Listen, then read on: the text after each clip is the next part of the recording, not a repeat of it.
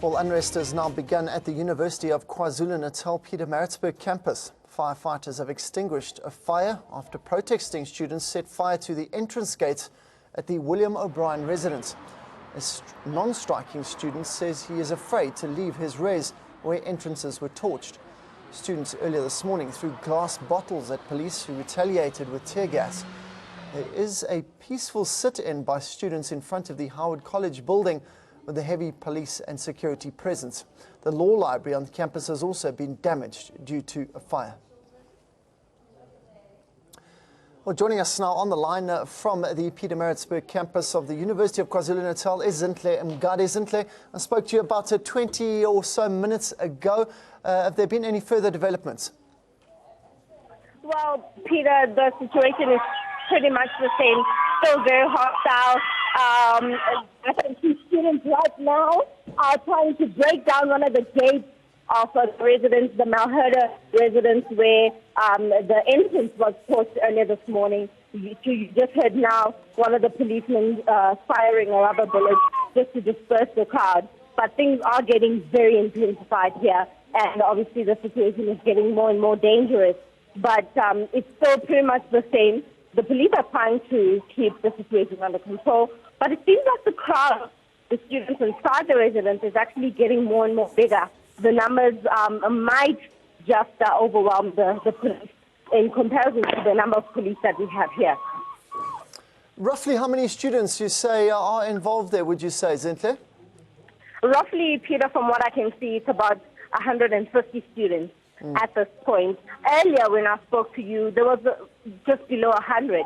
That's what I'm saying. It seems like the numbers seem to be growing inside. Obviously, we are standing outside on the main road, so we don't really have very good visuals of what is happening inside. But from the glimpse that I can see here, the numbers certainly have grown. That's what I'm saying. It's about 150 residents. Now, the interesting thing is that students first try and cause some disruption. So they would first send out or fire out a fire extinguisher to make sure that there's a lot of mist. And before you know it, you will see stones flying. And for them, that's some kind of cover so that they cannot be targeted or so that police can't really fire straight directly to them. And that's exactly what's happening even now. They've just sprayed up a fire extinguisher, and before we knew it, there were stones flying. Here you heard some rubber bullets being fired and some tear gas. Zinhle, earlier you mentioned you didn't feel as though there were enough police presence there. Have they called on support for more police to come and assist? I'd like to believe that's what the police are working on at the moment. But as I speak now, I mean, I can just barely count the police that I see here at the scene. I would say it's about less than 10 or 10 exact, or a little bit over 10. The number of police that are trying to calm the situation down. Now, what is happening right now, the students have actually managed to break down one of the gates in the residence. So there's a huge opening now in the Malherder residence. And these students seem to have so much power. They've broken down a steel gate in a matter of a few seconds. And obviously now they're spraying a lot of tear gas, not tear gas rather, fire extinguisher. And I'm seeing a hose pipe as well. I don't know what the purpose of that is. Perhaps to just get the mist off of the tear gas that was sprayed off, just to make sure that it clears out properly before they attack again. Well, what is the purpose of them breaking down this gate? Have they reiterated why they're doing something like this? You know, Peter, when you cover protests like this and you find a mob, there's a lot of things that the mob does that really doesn't make sense, like exactly what you're saying. Why would they break down a steel gate? What's the purpose of that? But that's the amount of influence a mob has.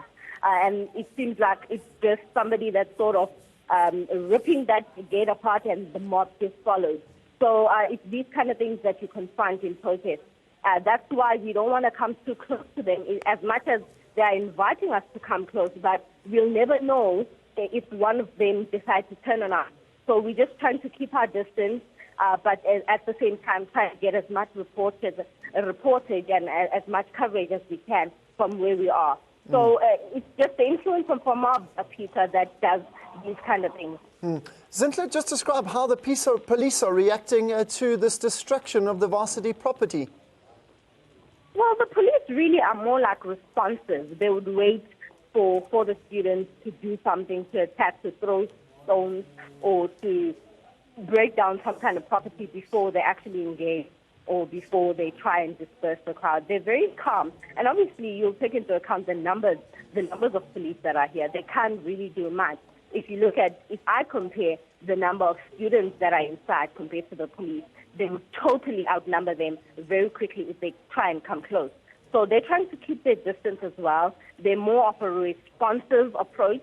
So they would wait for students to do something, and then they would start firing, and then they would start and try and disperse or engage. So that's really the approach that the police are using at this point, of which that is really the only option they have, considering the numbers that are here. Zintle, what other reports of damage to the campus? You mentioned this gate being broken down. Just talk us through the law library that was set alight as well. What is the latest there? Well, Peter, the law library that was burnt down down in Durban at the Howard College, and that was about 3 weeks ago. That, for me, was more of a build-up to what we are seeing now. These are two different campuses, Peter. We are now at the Pietermaritzburg. It's still under UKZN, but it's two different campuses. And so clearly there's some kind of strategy, some kind of plan that these campuses are engaging in. It's almost like they are allowing each other to be disrupted at different times. As we saw 3 weeks ago, the law library was burnt down. There's more havoc at Howard College, which then makes sense why earlier today at 8 o'clock we saw such a heavy police presence in Howard College, because earlier that was the most disruptive campus. But let alone did we know that PMB was going to take over and was going to be even more disruptive. And I think maybe that's where the communication within the police kind of backed down, because we saw a lot of police presence at Howard College, which was very quiet and very peaceful. And on this other end, we're seeing this kind of chaos. Clearly, nobody was ever registered. Zintle, in terms of, we've seen it at Wits as well, often management are inconspicuous by their absence or comment to also try and quell the situation. They seem to be just leaving it up to the police to try and sort this out. Is there any campus security that are trying to just calm things down? Not at all, Peter. That's the interesting fact, that the only sense of authority or policing or security, rather, that we see here is of the SAPS. We're not even seeing much of the metro. There aren't any metro actually here. And there aren't any private security guard hired by the institution itself. It's a very hostile situation. And even the authority, the police authority that we have here, isn't enough itself. So we're not really quite sure what is happening. We've tried to engage, or we've tried to contact the university itself, the university management, and obviously they've been unavailable for us to just to get an understanding that here, particularly at the PMB campus, the Pietermaritzburg campus, what measures is the management doing to try and make sure that it is as calm as possible?